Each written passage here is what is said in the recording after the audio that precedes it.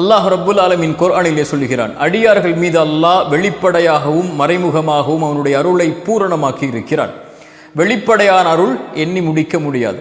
மறைமுகமான அருளில் அல்லாஹுடைய அருளில் மேலானது அடியார்கள் செய்யக்கூடிய பாவத்தை அல்லாஹ் மறைப்பது. நம்முடைய கண்ணியமெல்லாம் அல்லாஹ் நம்முடைய பாவத்தின் மேல் போட்டிருக்கக்கூடிய திரைக்கு தான். அந்த திரையை அகற்றினால் நம் பாவங்கள் வெளிப்பட்டால் நாம் யார்? இப்னு கையிம் ரஹிமஹுல்லா அதனால் தான் அழகாக சொன்னார்கள், அல்லாஹ் ஒரு அடியான் முதலில் பாவம் செய்தால் அல்லாஹ் அதை மறைக்கிறான்.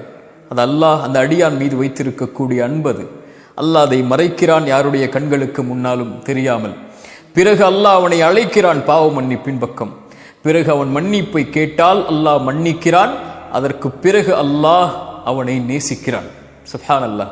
அல்லாஹ் ரப்புல் ஆலமீனுக்கு கோபத்தை தரக்கூடிய செயல் எது தெரியுமா?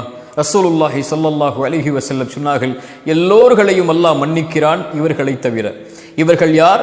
இரவில் பாவம் செய்திருப்பான், அல்லாஹ் அதை மறைத்திருப்பான் மனிதர்களுடைய கண்களுக்கு முன்னால். ஆனால் இவன் காலையில் மனிதர்களுக்கு மத்தியில் வந்து இரவில் நான் இன்ன பாவங்களை செய்தேன் என்று அல்லாஹ் மறைத்த பாவத்தை மக்களிடத்திலே மகிழ்வோடு வெளிப்படுத்துகிறான்.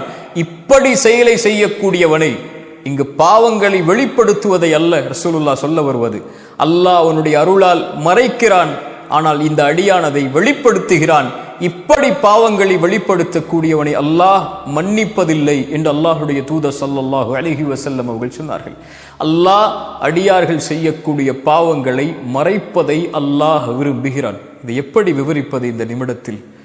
அதுபோல்தான் அல்லாஹ் படைப்புகளும் இந்த தன்மையை கடைபிடிக்க வேண்டும் என்று ஆசைப்படுகிறான்.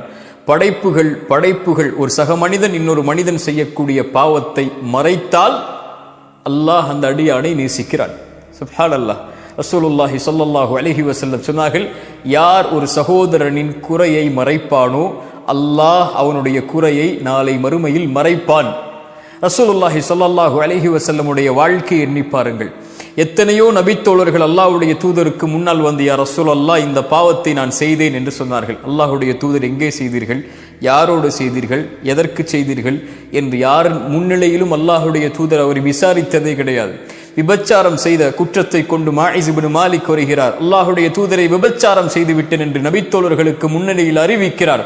அல்லாஹுடைய தூதர் சொன்னார்கள், மாஇஸ் பைத்தியம் பிடித்து விட்டதா என்று பாருங்கள், மாஇஸ் மதுவில் இருக்கிறாரா என்று பாருங்கள் என்று அவருடைய பாவத்தை மறைக்க நினைத்தார்கள். ஆனால் மாஇஸ் தண்டனைக்காக வெளிப்படுத்தினார். தண்டனை நிறைவேற்றப்படுகிறது, அவர் ஓடுகிறார், அவருடைய ஆடை விலகுகிறது. ரசூலுல்லாஹ் ஒரு நபித்தோழரை பார்த்து கேட்டார்கள், தோழரே, அவருடைய ஆடை விலகும் போது அதை நீ மறைத்திருக்க வேண்டாமா என்று. அல்லாஹு அக்பர். அவர் ஓடும் போது அவரை விட்டிருக்க வேண்டாமா என்று. அல்லாஹுடைய தூதர் மறைப்பதை விரும்பினார்கள். யார் என்ன பாவம் செய்தாலும் அல்லாஹுடைய தூதர் அவரிடத்திலே துருவி விசாரித்தது கிடையாது. அவர்களாக வெளியே வந்து பாவ மன்னிப்பை கேட்டு பாவத்திற்குரிய தண்டனையை சாட்சியோடு நிரூபித்தால் மட்டும்தான் அல்லாஹுடைய தூதர் தண்டனையை கொடுப்பார்கள். இல்லை என்றால் அல்லாஹ் உன்னை மன்னிப்பான், சென்று விடு என்று அனுப்பிவிடுவார்கள்.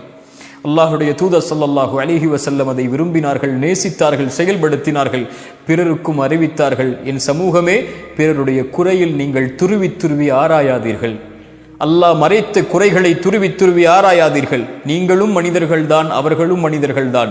உங்களுக்கும் குறை இருக்கும், அவர்களுக்கும் குறை இருக்கும். பிறருடைய குறையை துருவி ஆராயாதீர்கள். யாருடைய குறையை ஒருவர் துருவி ஆராய்வாரோ அல்லாஹ் அவருடைய குறையில் அவரை பின்தொடர்வான். அல்லாஹ் அவருடைய குறையில் அவரை பின்தொடர்ந்தால் அல்லாஹ் அவரை அவருடைய வீட்டின் மத்தியிலேயே அல்லாஹ் இழிவுபடுத்துவான்.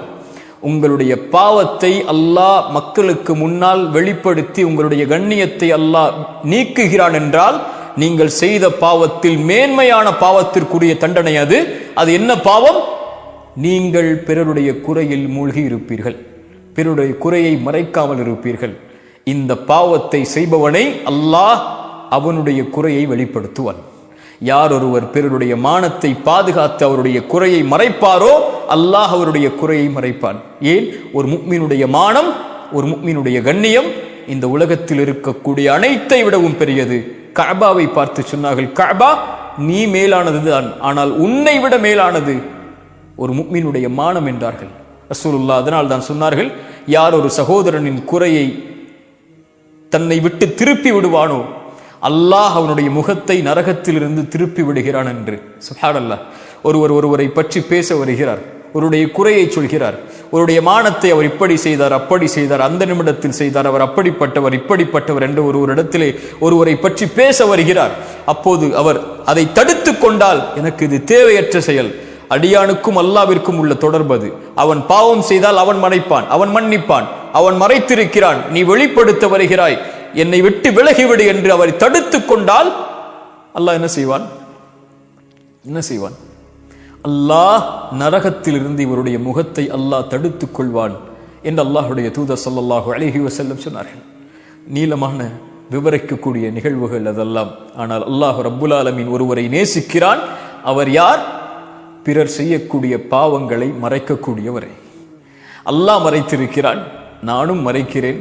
நான் என் மானம் வெளிப்படுவதை விரும்ப மாட்டேன். அதுபோல் பிறருடைய மானத்தை ஒரு காலம் என் உயிர் உள்ளவரை என் நாவுகள் வெளிப்படுத்தாது என்ற உறுதியோடு, கண்ணியத்தோடு, மானத்தோடு, அல்லாஹ் கொடுத்த வீரத்தோடு வாழக்கூடியவர்களை அல்லாஹ் ரப்புல் ஆலமீன் நேசிக்கிறான். உறுதியேற்றுக் கொள்ளுங்கள், ஒரு காலம் இந்த உலகம் இருக்கும் வரையிலும், எம் உயிர் இருக்கும் வரையிலும் யாருடைய மானத்தை பற்றிய செய்திகளையும் என் நாவுகள் வெளிப்படுத்தாது. என் குறையை நான் பின்தொடர்வேன், பிறருடைய குறை எனக்கு தேவையில்லை. அல்லாஹ் அதை மறைப்பான், அவர்களை நாடினால் மன்னிப்பான் என்று தன்னை பார்க்கக்கூடியவர்களை அல்லாஹ் நேசிக்கிறான். அல்லாஹ் ரப்புல் ஆலமீன் அந்த பாக்கியத்தை எனக்கும் உங்களுக்கும் தரட்டும்.